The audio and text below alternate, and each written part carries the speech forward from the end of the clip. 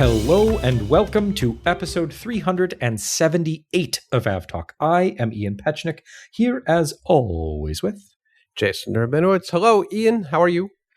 Hello, Jason. I'm drying out after this past weekend. Any particular reason? Yeah. We got a month's worth of rain over the weekend. So I spent a good chunk of the holiday weekend trying to stay dry and then helping some family members clean up their house that took on some water. Things are warming up and drying off. But till the next round. Yeah, exactly. How was your holiday weekend? It was good. It involved some blimping, which is fun. Say more. This time, the blimp came to me, which is fantastic. I only had to go to another part of Brooklyn to get to the Goodyear blimp. Fun fact, the first time I think in half a century, the Goodyear blimp has docked, been stationed, parked in the actual city of New York. Every year prior to this, when it has visited its whatever you call blimp parking elsewhere in New Jersey or somewhere else in the tri-state area. But this is the first time in half a century it parked here in New York at Floyd Bennett Field, which is pretty historic, rundown, but lots of ample space. And when we eventually get the video that we were planning on putting out together, we'll tell you why they need that space. Excellent. Aside from it just being big. But right. Thank you again to Goodyear for having us out. It was fantastic. Weather has been real iffy here on the East Coast. I know they shuffled things around quite a bit. They did fewer flights than they wanted to, but they worked us into the last flight on July 5th, which was fantastic. Very happy to not get shut out twice because it got pretty close to that. The weather has not been kind. We've had our own torrential storms, lots of trees down and all that. I haven't actually moved any water with buckets myself like you have, but yeah, the weather has not been great when combined with the July 4th celebrations, or really the July 4th weekend celebrations here on the East Coast. It was a bit of a mess everywhere. Yeah. And it was a bit of a mess at airports all across the country, too, through the weather. And should we talk about how Boston's problem compounded itself? Because I feel like this happens every summer. Yeah, so let's start with the July 4th weekend shenanigans. We already knew that DCA was being shut down basically for the entire day of July 4th. There was a bit of planning ahead, and at first people were kind of up in arms saying, how could you close the airport for the full day? And hindsight's 2020, that probably turned out to be the right call. Definitely turned out to be the right call. Definitely turned out to be the right call because DC airspace was an absolute mess of everything planned for all the flights for the, I guess you can call it an air show. Not really sure it qualifies as an air show, but low flights of aircraft over DC. And then here in New York, there was a military flyover, lots and lots of aircraft, which I unfortunately missed, which I'm pretty upset about because it looked pretty fantastic. Huge range of aircraft, but as far as I could tell, there was no paring back of the schedule here in New York. And there was a good about 2 hours where more or less nothing got in and out of LaGuardia and JFK. Newark fared a bit better because it was west of that whole situation. But maybe it would have been a good call to do like they did at DCA here in New York and just say, okay, for July 4th, nothing's happening until noon. But instead, the air flights were diverted all over the place, set out on taxiways for hours on end. I know it was a special occasion, this particular July 4th, but somewhere along the lines, planning did not exactly meet the needs that they probably should have. Yeah, the planning was much different in New York than it was in DC. What planning? Well, there's that. But then there were weather issues. Of course, it's summer in the Northeast. And that led to diversions away from New York. And most international flights, and we see this every summer, most international flights that are bound for New York that end up having to divert, a lot of them end up going to Boston. And usually that's a problem because Boston runs out of space and it takes forever to get a gate and all sorts of fun stuff. And don't forget that the weather that goes through New York in like an hour or two just hits Boston anyway. So it compounds naturally because it's east of New York. And then Boston had fuel supply issues. Whoops. So it just ended up being just a mess. One of the, I guess, most impacted flights was a Lufthansa flight, which ended up sitting around for 6 hours before they got to the gate. So they landed. This was a flight that landed. They waited for 4 hours. and they eventually deboarded passengers via the stairs. Unfortunately, one passenger broke their leg while getting off the plane because they slipped and fell on the stairs. What? That's a new one. I mean, this aircraft wasn't evacuated using the slides. It was just the air stairs, which is commonplace at a lot of European airports. I've boarded many U.S. bound flights, 777 included, using stairs. But I guess if it had rained previously, which we know it did, and they were slick, things happen. That's an unexpected injury for what is technically an evacuation of an aircraft, I guess. Yeah. So the reason they had to deplane because they were waiting for a gate is because the A380 that was going to Munich was still on the gate because of the fuel pipeline failure. So everything just kept compounding and compounding and compounding. And then the aircraft eventually made it to the gate after 6 hours, 2 hours after all of the passengers had deboarded. So just all sorts of compounding factors to end not very good for at least one passenger. No. One of those things where U.S. airports just really seem to have allergic reactions to using equipment to get passengers off aircraft. Again, exceedingly common in Europe and Asia, elsewhere in the world. But here we are so fixated on contact gates that we will sit here and wait for 4, 5, 6 hours until one is available. Where I feel like in most other airports in the rest of the world, they would have said, oh, okay, gate's not available, park them out in a hard stand and roll the buses. Like, it's not that complicated. We shouldn't be holding passengers hostage on board aircraft for half the duration of a transatlantic flight just because an actual contact gate is not available. Maybe a DOT administration in a different administration could take that on as a rule that passengers shouldn't have to wait for a contact gate. We have better ways. Maybe we can look at Dulles and get some moon buggies. Ooh, there you go. As we speak, the United States has launched fresh strikes against Iran after President Trump announced that the ceasefire might be over. This is a fresh escalation, which, of course, could result in fresh disruptions and spikes in oil prices. So we're going to keep an eye on this one to see if this is a fresh round of prolonged conflict or if this is a series of limited strikes that don't last very long and things go back to how they were earlier in the week. We don't know at this point, but we'll keep a close eye on this one and have more to say next week when we know more.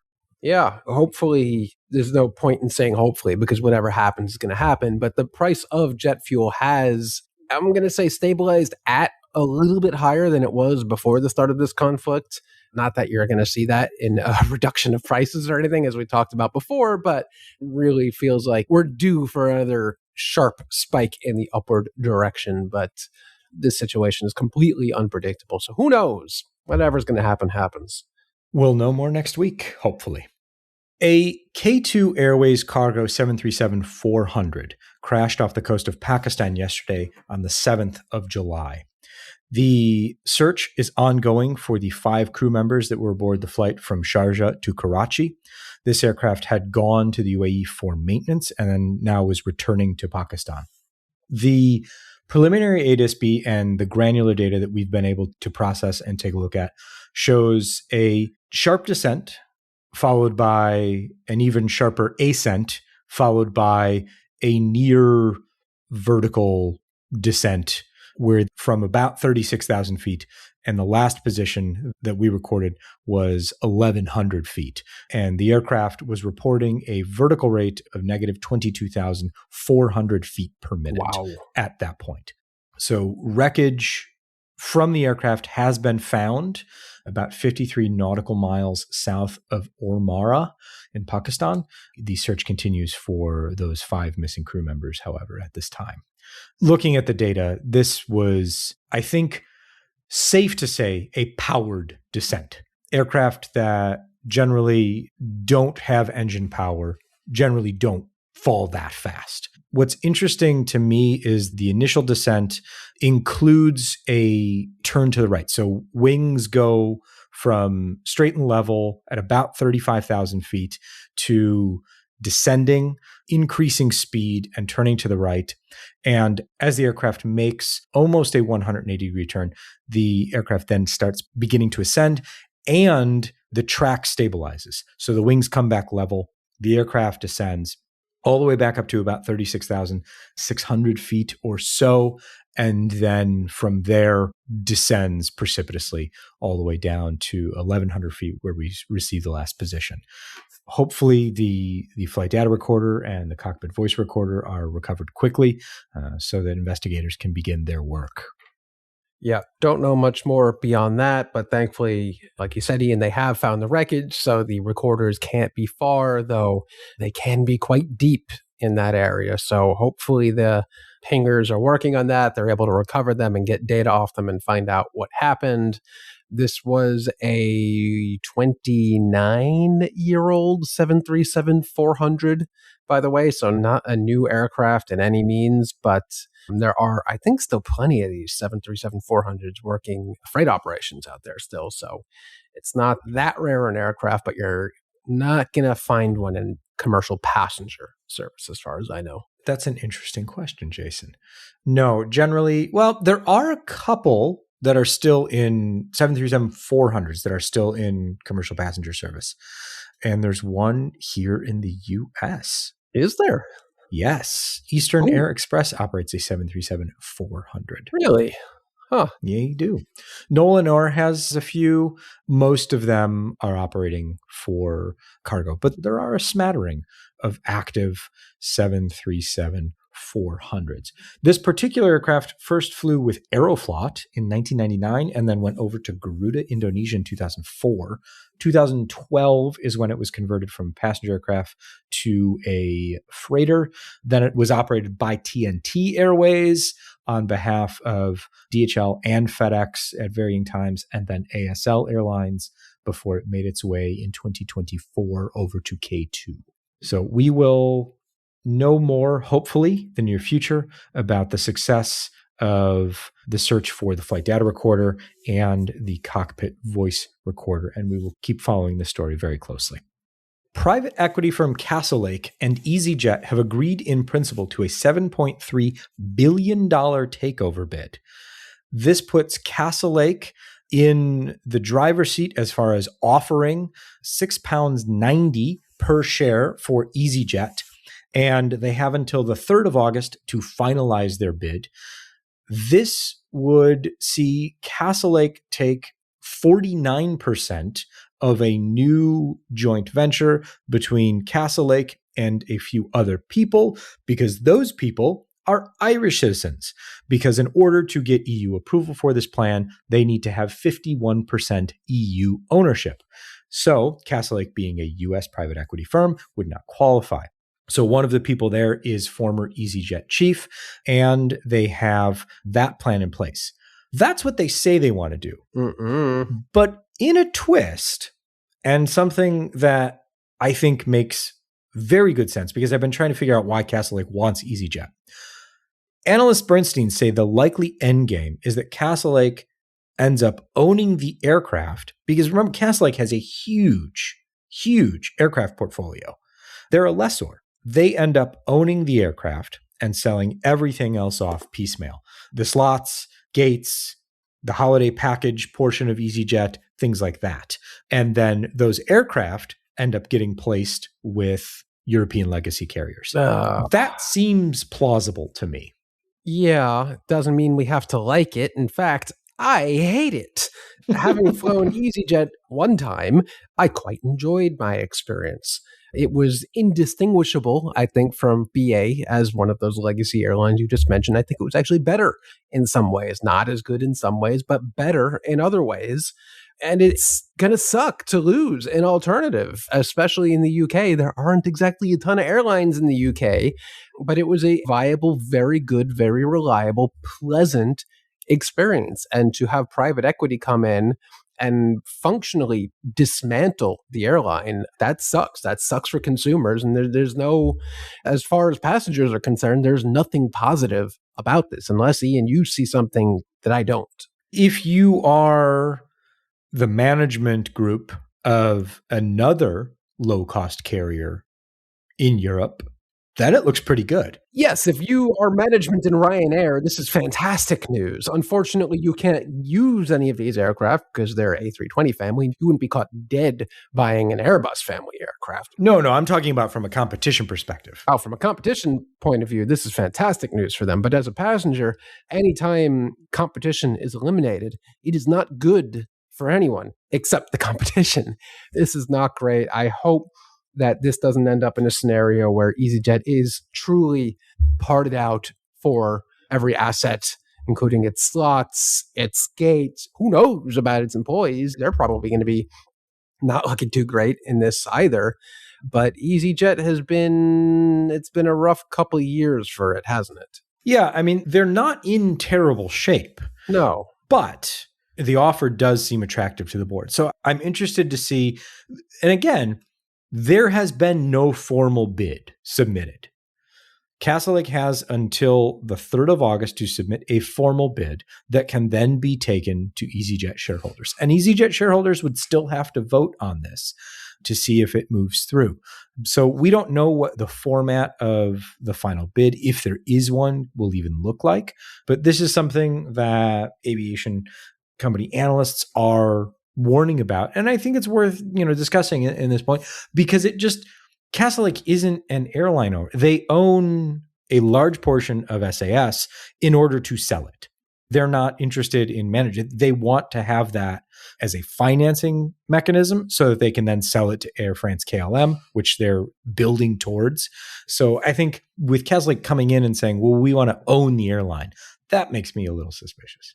Yeah. In this case, EasyJet, I want to draw some comparison and contrasts from Spirit, which had a liquidity issue. It had run out of money. It was functionally not able to operate an airline anymore. In this case, with private equity coming in to, I guess you could say, sort of rescue the airline by killing it, EasyJet reported a first half loss of 552 million GBP, which is a lot. But at the same time, it still had a balance sheet of 4.7 billion pounds in liquidity and 434 million pounds in net cash. So it still had plenty of cash to operate and plenty of liquidity to go on for years and years to come. This is a very different situation than Spirit, which had no choice but to liquidate.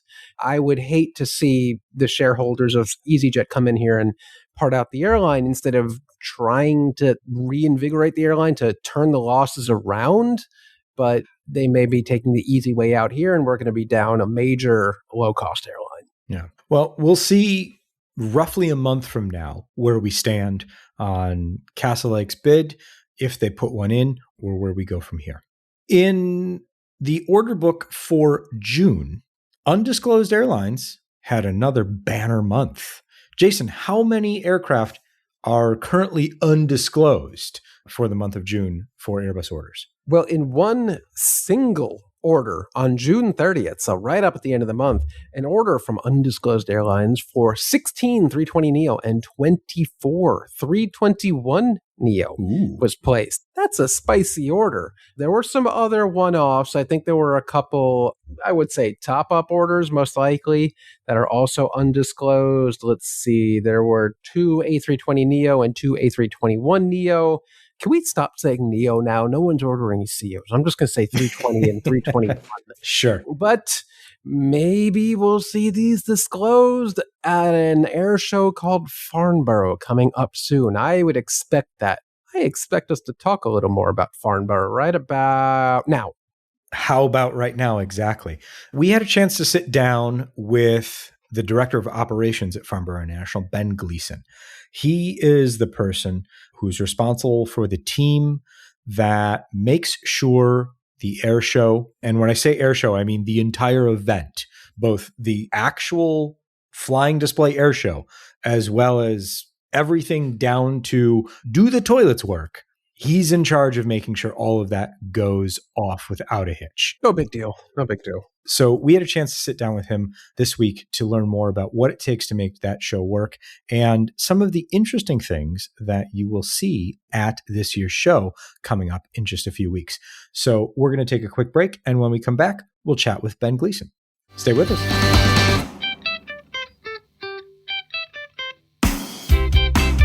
Welcome back.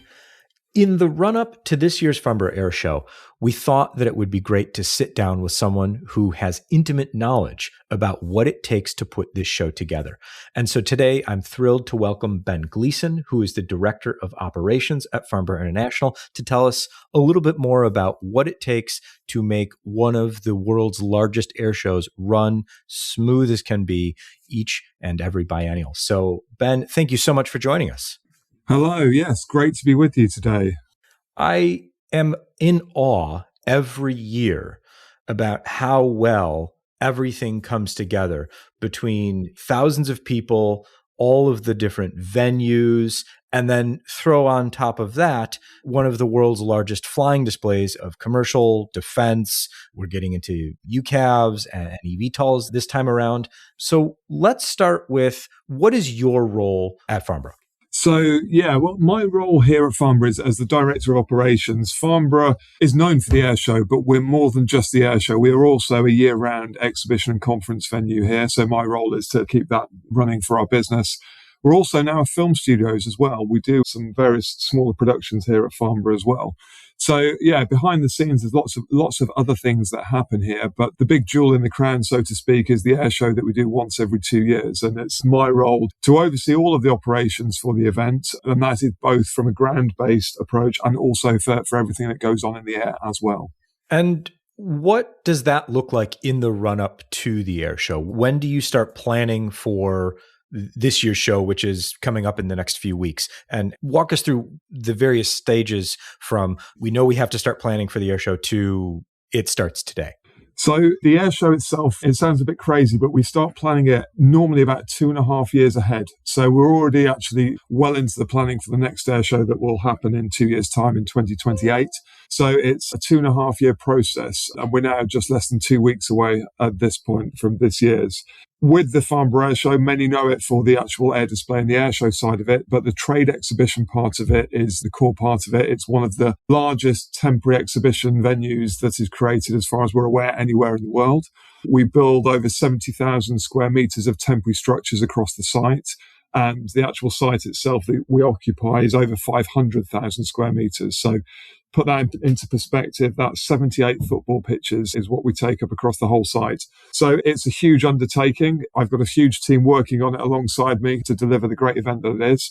And many people think that events are just thrown together in a few days like this. We actually spend 140 days building the air. So from the point at which the first marquee starts going up, that's at the start of March. And then we'll be taking them down for about 2 months afterwards as well. So it is a huge undertaking.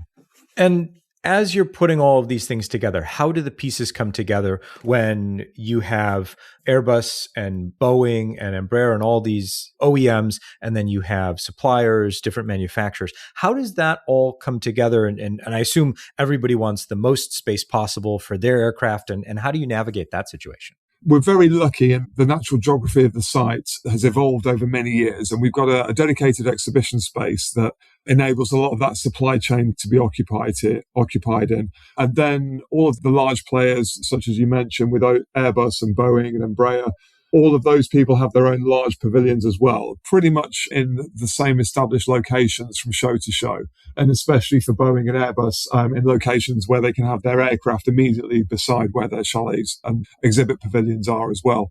So it is a large jigsaw puzzle, though, with the rest of our exhibitors. There's another 2,500 exhibitors across the site that we put into every square meter that we can. And it's a huge jigsaw puzzle. And that is the process that goes on for that kind of 2.5 year period to make sure that everybody gets the space that they want in a location that works for them and is nearby the other clients that they may want to be here for as well. The thing that comes to mind as you're describing this is kind of the world's worst wedding seating chart.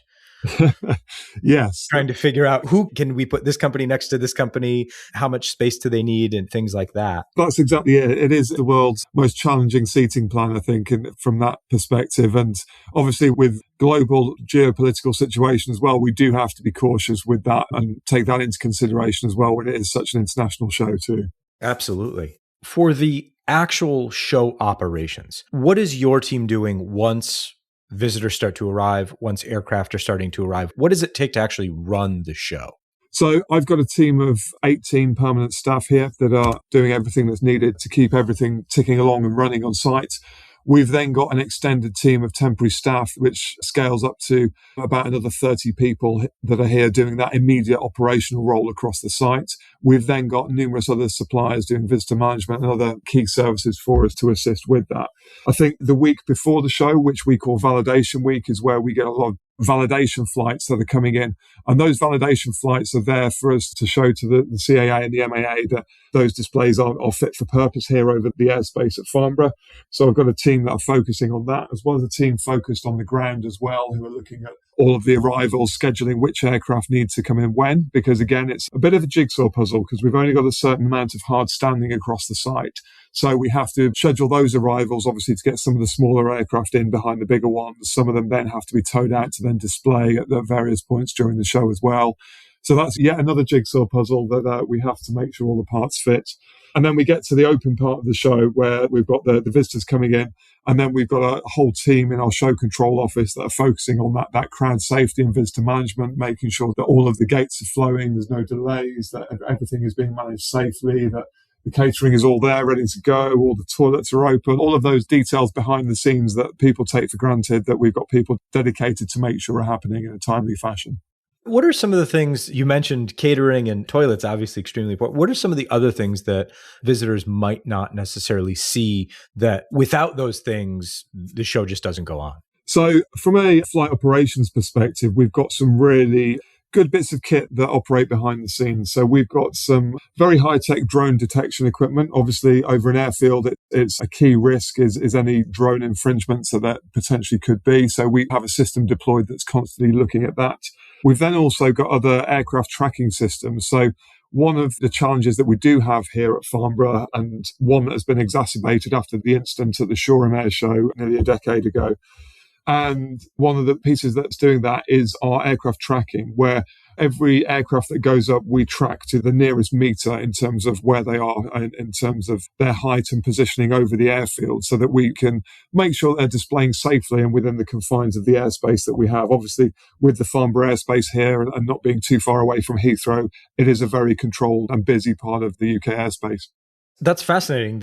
So you are, the drone system makes sense to me, obviously, given everything that we know now. But the aircraft tracking system is super interesting. So it's kind of a floor setting. So you're saying we're making sure that these aircraft are staying in the airshow box. And if they're straying, we have a way to alert on that. Yeah, absolutely. And it effectively creates a 3D, one way to describe it is like a 3D roller coaster of the aircraft track through the display profile that they do. And it gives us real insight into that. If they are more than a few meters out of position of where they're going to be, it will identify that to us. So it's one thing that we use during validation week as a key tool so that all of those pilots can see parts of their displays where they may need to tighten them up slightly or do something very slightly differently to make sure that they're staying within all of those areas that they need to. And the key focus is absolutely on making sure that this is the safest display it possibly can be. Fascinating. You mentioned Heathrow. How do you account for Heathrow's airspace? Is it through close coordination with Heathrow, or is it just that's their airspace, this is ours, as long as we stay away from them, we'll be okay? We work very closely with Farnborough Airport themselves here and with NATS, National Air Traffic Control Services here. And obviously they have their integration with Heathrow and other surrounding airports. So a lot of that is routed directly through NATS to make sure that all of that is controlled. And then there are some deviations and waivers that are put into place for the departure and approach paths that do infringe into the airspace that we need to use here that is temporarily changed for the Farnborough Airshow. So yeah, it's a very long process. We have numerous meetings throughout an 18-month period beforehand where we're covering off the displays that we're planning to do to make sure that airspace is suitable. And before I let you go, I have to ask, what is the thing that you look most forward to each time the airshow is at Farnborough? I think the Farnborough as an airshow has changed, in its identity in the past kind of 10 to 15 years. And one of the catalysts in that is the unfortunate events that happened in Shoreham. After that, it's been quite a challenge for us to display aircraft here at Farnborough again in the same way that they used to. So one example of that is obviously the Red Arrows used to frequently display at the Farnborough Airshow every year. After Shoreham, that multi-ship fast jet display with the red arrows, unfortunately, was deemed not to be possible. This year, we have spent a lot of work looking at how we can enable a multi-ship fast jet display again. And we are very pleased to announce, and the press release actually has just gone out today, that Fasan Al Emirat, who are the display team I'm sure you're very familiar with from the Emirates, they will be displaying with us here at Farnborough this year. And they have managed to put together a display for us, and they have practiced it many times to make sure that it fits safely within the envelope that we have here. So for us to be able to return to that heyday of a multi-ship fast jet display over the airfield is fantastic. And I think the real highlight for me is also going to be the US F-35 full demo team. So we're the only destination, I think, outside of the Americas that have got them displaying this year. So that, again, is going to be a fantastic display to be able to behold here at Farnborough. Fascinating. We're looking very much forward to seeing all of the flying displays and hopefully a good amount of aircraft orders and other things coming out of the show this year. Indeed. The Farnborough Airshow is taking place July 20th through the 24th, and Ben Gleenson is in charge of making sure that it all comes together flawlessly. Ben Gleenson is the Director of Operations for Farnborough International and has been gracious enough to join us today. Ben, thank you so much for coming to talk to us.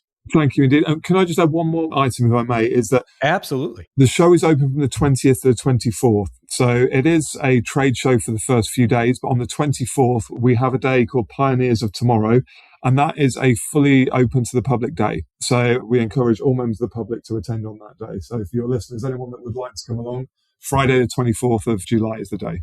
Fantastic. We'll put a link to that in the show notes so that you can get all that information and get your tickets there. Ben, thank you again. Really appreciate you taking the time and speaking with us. Great to talk to you. Thank you.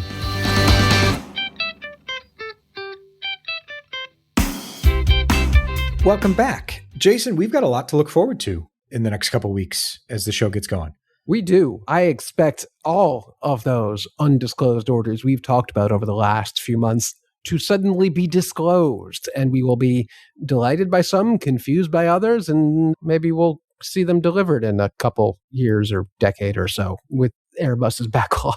Between the orders, between the flying display, some of the more interesting things, including the Fasan Al Emirati, I think that's going to be a really good show, and we will bring you more from Farnborough in the next couple of weeks. So stay tuned for that.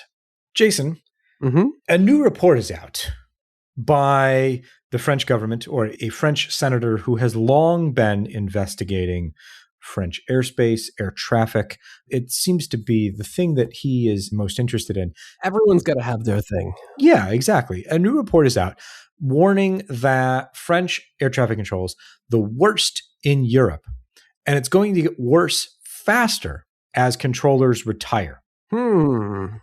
No surprises here. The thing here is that everyone reading that report goes, yeah, of course. We know that already. It's also pretty much the same report that the same French senator released in 2018. I mean, kudos to keeping up with the same topic and not getting bored with it, I guess. But yes, anyone that has paid any attention to air traffic in Europe knows that French airspace is particularly problematic, even if you're not going to or from France. If you overfly France or go near France, airspace gets compressed and delays and cancels happen. But what are you going to do? It's the French we're talking about here. I'm not sure what it would take to offer them to rid French ATC of the possibility of strikes. I don't think it is possible to do that. I don't think there is anything you could offer French air traffic controllers that would prevent them from ever striking. It's just their way of life. It's how they operate. That's probably the way it's going to be forever. But the retirement part is actually more compounding of a situation that's already quite bad. I guess we see that here in the US, where a lot of air traffic controllers retired during COVID and training didn't keep pace, and now we're in this hole that we can seemingly never dig out of. Don't know what their situation is in France, but I can assume it's not much better. Yeah, well, it's seemingly worse. Oh, cool. Eurocontrol estimates that by 2030, the French air traffic controllers will no longer be able to handle demand for flights, normal demand, because controller retirements are accelerating. And by 2035, 30% of French controllers are due to retire, contributing to ever increasing staff shortages. And It takes an average of 5 years to train a controller in France, compared to between 2 and 3 years in other European countries. Well, the strikes add another couple years to the training. We haven't even talked about strikes yet. So the other thing here is that there are a lot of similarities between the US and France in this regard, where there are a number of ongoing technological modernization programs that are behind schedule. This report notes that one of the key projects is 13 years behind schedule. Oh, we can easily double that. They can't be on the same point as us. We can easily double 13 years. So overall, not great. It's the same problem. It's not great. Not great. Especially because of France's location being such a large country in the middle chunk of Europe. This is really an EU-wide issue. It's not like we're talking about Portugal here off to the side where you can really navigate around it. French airspace, when that's closed, it's dramatic for the whole of the EU. Don't really have any answers here, but I don't know where I'm going with that. Not great, though. Not to France. That's what you did there. Let's go to Farnborough instead. Avoid French airspace entirely. Perfect. We could go to Les Bourget in another couple of years. We'll have to take the train. In news that broke before we recorded the podcast this week, which is nice, even though it was rumored for weeks. Well, there was no shortage of reporting on this particular topic. However, it's now official. Current SAS CEO, Anko van der Werf, named next CEO of Air Canada. And before anybody asks... Wait. Does he speak French? He speaks French. All right. That's like the one and only requirement for the new CEO of Air Canada. So that's good news. In the release, it was noted he speaks French. It was like a big, hey, he speaks French. All of the Canadian articles on this particular topic that were published today either note in the first 2 sentences or in the headline itself that he speaks French. Full transparency here. This is stupid. The fact that someone speaks French or not should not really matter. Oh, we're going to get so many letters from Canadians. We are, but I don't care. All we need here is someone who can, I wouldn't say Air Canada is an airline in need of a turnaround, but it could use a shot in the arm. It could use some new regional jets because that fleet is janky as hell and they need some love and attention there. Air Canada is in decent shape. It can be better. And I'm confident that this was a good pick. Look at SAS. That's been a fantastic turnaround from an airline that was kind of on the brink of some not good times. And now here they are placing massive Airbus orders and they're expanding. So clearly, at least at SAS, he's done some good work. Yeah. He will begin his tenure at Air Canada by the end of January 2027. He will remain CEO of SAS until then. And full disclosure, in interests of this particular podcast, Anko is also the chairman of the board of Flight Radar 24. All right. Free flights at Air Canada. Good news. I don't think that's how it's going to work. Yeah, it should be how it works. If you're Canadian and angry and listening to this podcast, you can either comment on the blog post that accompanies every weekly podcast, or feel free to email us directly at podcast@fr24.com, and I will forward all of these emails directly to Jason. Yes, but if the current CEO is retiring August 31st and the new CEO is not starting until sometime in January next year, who's CEO in between? The executive committee of Air Canada will report directly to the board of directors. An executive committee. Yes. Fantastic. I was hoping you could apply to be interim CEO. Well, I could, but after people listen to this podcast, they're never going to let me do it because now I'm associated with you anti-bilingual you. Well, you kind of speak French, right? It's just not that important. We're going to get so many emails.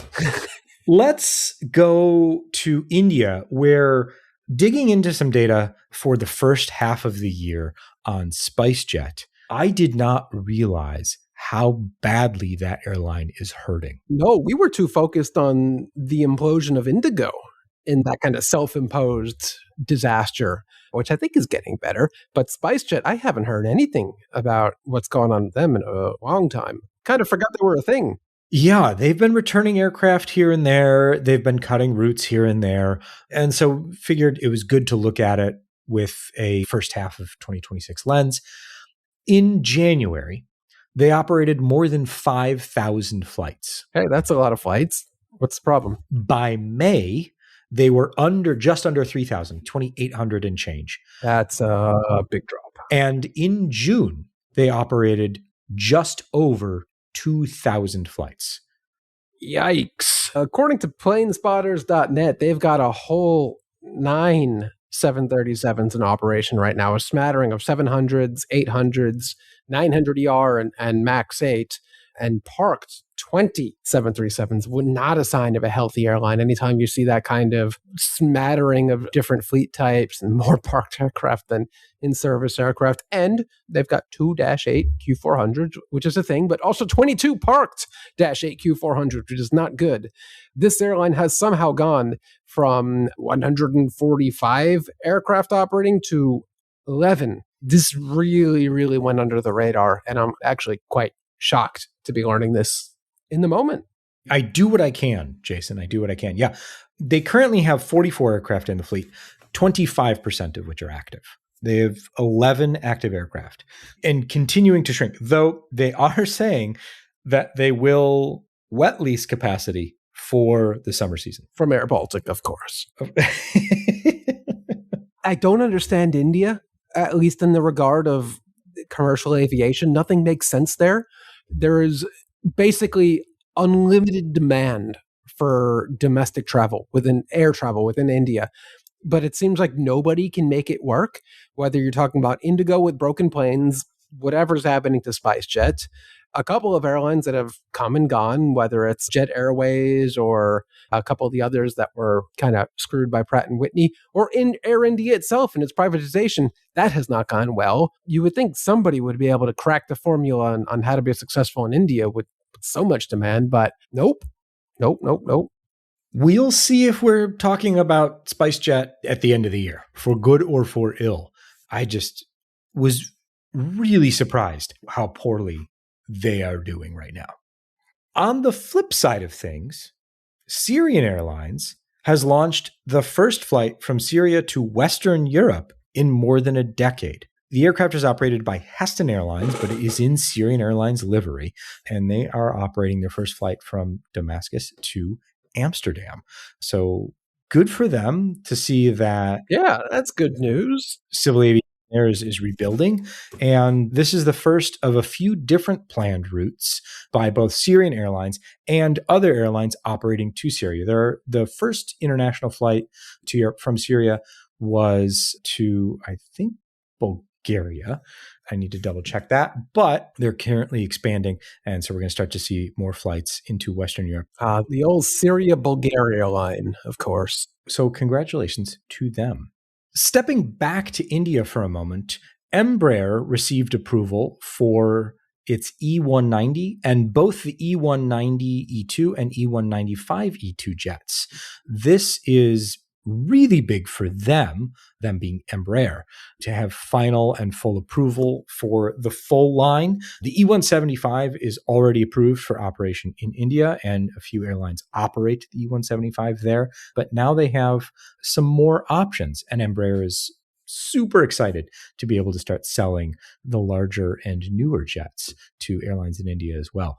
Probably not to SpiceJet, though. No, the E2 makes sense. I don't know who would possibly order the E2 in India, but the E190, I guess E1, is just funny to me because that is not a new aircraft. That is a 20-year-old aircraft, which there really are dwindling numbers out there.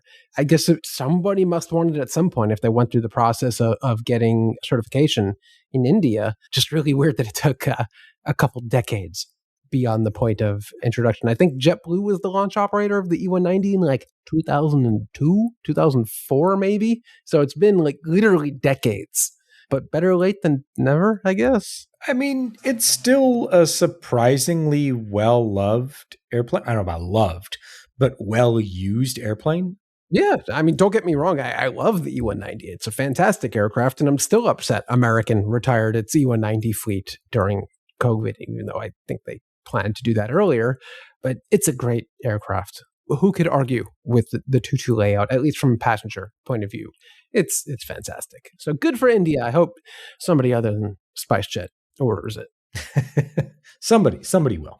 The Federal Aviation Administration has issued a safety reminder for operators of aircraft equipped with cockpit voice recorders that they should pull the circuit breaker that interrupts the cockpit voice recorder and preserves the audio after a reportable event. That's good advice.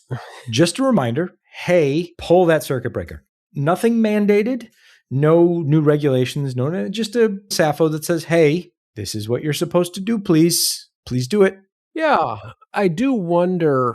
It's interesting timing. Of course, any audio should be preserved, but at this point, now that we're moving to 25-hour CVRs, if this is really something that's explicitly necessary, unless the aircraft just keeps operating continuously, I kind of feel like this is long overdue for the old 2-hour recording limit of the old CVRs. 25 hours just kind of negates the need for that, but good advice anyway. This comes out of the Alaska Airlines door plug blowout accident, where the NTSB recommended, among other things, that in addition to mandating the 25-hour CVRs, but also saying, remind operators that they need to preserve that recording. So if you have a CVR installed, make sure the circuit breaker is pulled so that you can preserve that recording. Like Jason said, as we move to, it becomes less of an issue, but still there are a number of aircraft, and will be for a long time, that are still equipped with just 2-hour recorders. Yeah. Boeing has begun assembling the 737 MAX for the first time outside of its factory in Renton. The North Line in Everett, where they used to assemble 787s, has begun production of 737 MAX aircraft. Boeing is going to use this fourth final assembly line to build towards a rate of 52 737s per month, which is still one fewer than the number of 737s they were building per month before the MAX crashes. And then they will build on into the future and hopefully reach rates of 60 or more per month. But good to see the line finally operating. Do we know what the first MAX off the new Everett line is? I haven't seen any information on that. I don't know if we know that yet. I would hope there's some sort of celebration, because this aircraft has been produced exclusively in Renton for the better part of half a century. So, yeah, they should probably pause and celebrate whomever is coming off the line in Everett for the first time. That's a big deal, even if it came at the expense of moving 787 production completely to Charleston. At least they're doing something with that space now. Yeah. Jason, you just said the better part of half a century, and I'm not wrong. You're not entirely wrong, but I just want to point out that the 737 has been manufactured for almost 60 years now. So more than half a century. Yeah. That just broke my brain a little bit. Yeah. When you put it that way, when I say the better part of half a century, yeah, it is more than half a century, isn't it? It's the best part of half a century, and then some. Wow. Ugh. Wow. They should stop building these and move on, because 60 years is too much. Might be time for a new airplane up there in Everett and Renton. Wow. Yeah. Not the better part of half a century, more than half a century. 60% of a century. They just started working on that factory or manufacturing aircraft in that factory, 737s in that factory on Monday. So we'll hopefully have more information on the 10th of July when they hold a formal ceremony to open that line. In addition to news about the 737 in Everett, we also have news about the other airplane that is still built in Everett. Boeing has changed the facts and figures about the 777X. It can all of a sudden fly quite a bit further, or so they say. That's good news. The marketing materials for the 777-8, -8F, and -9 have all been updated, increasing the range of those airplanes.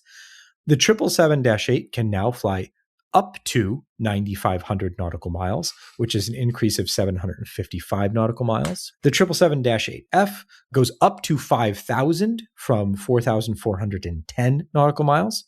And the 777-9 goes from 7,285 to up to 8,000. So it seems they're updating the marketing copy with some round numbers. The benefits of flight testing, I guess. You can only really know how far the aircraft can fly if you're actually flying it, and they sure are flying it more than ever now these days. Yeah. So we're going to keep an eye on that and see if they increase that further, maybe. Who knows? And again, these are marketing numbers. The actual range of the aircraft will depend entirely on aircraft configuration, airline operations, et cetera, et cetera, et cetera. But interesting to see that those numbers have been revised by Boeing, especially ahead of the Farnborough Airshow. Yeah. In Flight Radar 24 news, Who? I'm very excited about this one. You've been telling me about this for a while. And now it's here. So we've had automated live streams available on YouTube for a few months now. Those cameras use a Flight Radar 24 ADS-B receiver to know the position of the aircraft that the camera is tracking so that it can focus on the aircraft and follow it for as long as it's around the camera area, and then automatically switch to a new flight. Flight information is displayed on the screen so you can know what flight you're looking at. And for the cameras, ATC audio, live ATC audio is included from a receiver that's co-located with the camera. That has up till now been available just on YouTube, which is great.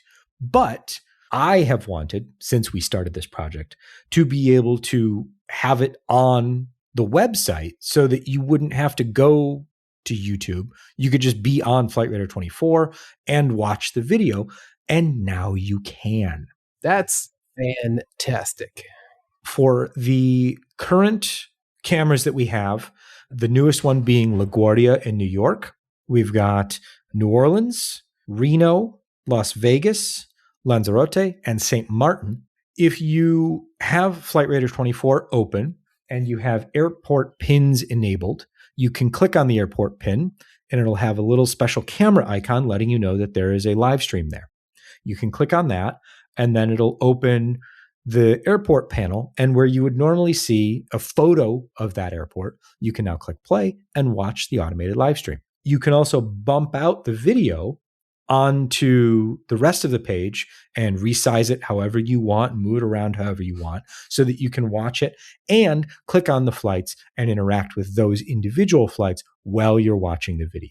So I've been playing around with it and it's a lot of fun. Pretty fantastic. Yeah, I honestly think you buried the lead a little bit, because the introduction of the LaGuardia camera is, a little personal for me. That's fantastic. I don't so much care about the other airports except St. Martin. That one's fantastic as well, but pretty low traffic. LaGuardia does not stop except, in the summer between midnight or 1 a.m. and 6 a.m. when the airport's closed entirely, but I'm usually asleep at those hours. But if you want to see a non-stop stream of Delta A321s and American E175s, look no further. This live stream is for you.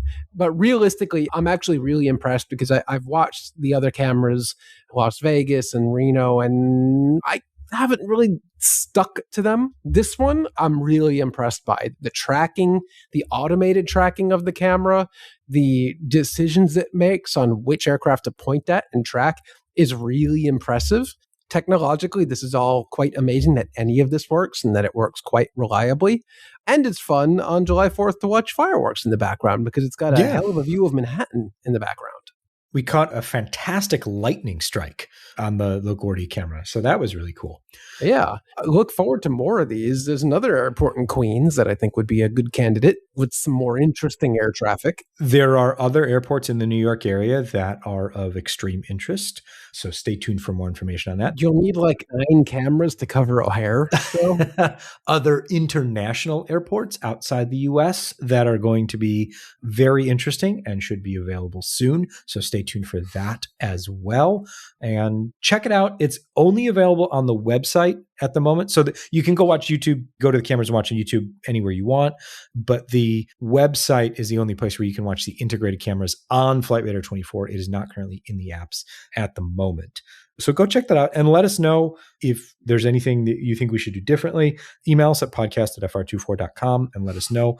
And if you're interested in hosting one of these cameras, you can reach out as well, and we'll put you in touch with the folks at CamStreamer who can give you a lot more information about all of the technical details that are required to put one of these up at an airport near you. Hey, look, Delta A321. Surprise. Just landed at LaGuardia. Who would have guessed? Jason, let's close the show with I feel like this happens every time there's a major sporting event, but this year it's just so on the nose that I feel like we need to mention the extra Norse flights for the upcoming Norway World Cup game. Not one, but two 787s that are probably at this point completely sold out. Yeah, I was quite surprised to see Norse add prior to this round, for the round of 32, I think they added a flight from Oslo to New York, which is quite interesting because New York is a tricky place to operate extra flights into, and that's sold out. And then for the round of 32, round of 16, and now in the quarterfinals where Norway finds itself now, they added not one, but two flights to Miami because the first one sold out, and apparently they found another 787 lying around. Maybe it's that Indigo returned and they had nothing else to do with. But honestly, I'm just surprised there was so much demand at the last minute from people in Norway who want to go see the World Cup who aren't already here in the US. I questioned it at first, but they know what they're doing because if one sold out, I'm sure two can. And Norse claims that if everyone on board these two flights actually does go to the match, 1% of the attendees at the Miami Stadium will have come over on Norse flights. I think we now need to start measuring stadium attendance and sporting event attendance in Norse 787s. That's right. You know, how many Norse 787s are here? Yep. Well, I mean, it's opportunistic. It's not anything interesting or odd to see an airline add flights for sporting events. This happens every year for college football and for the Super Bowl and all that, but it's kind of rare to see it so last minute and then multiple times. These are flights being added as soon as basically the team advances and they know where and when they're going to play. And I guess the aircraft is just going to, two aircraft are just going to sit around in Miami for the duration of the event and then fly people back. And maybe they'll add more if Norway advances again, which I don't know how much you've been watching the World Cup, Ian, but it kind of seems like Norway's going to advance again. I think that's going to be one of the most interesting games of the week and certainly one of the most exciting. So we'll keep an eye on whether or not Norse needs to start wet leasing capacity from somebody operated by Airball to get more a fleet of A220s coming back over the Atlantic. But we'll see how that goes. Until we get to next week, I think this is a good place to call it an episode. Better than ever. This has been episode 378 of AvTalk. I am Ian Petchnick, here as always with Jason Rubinowitz. Thanks for listening.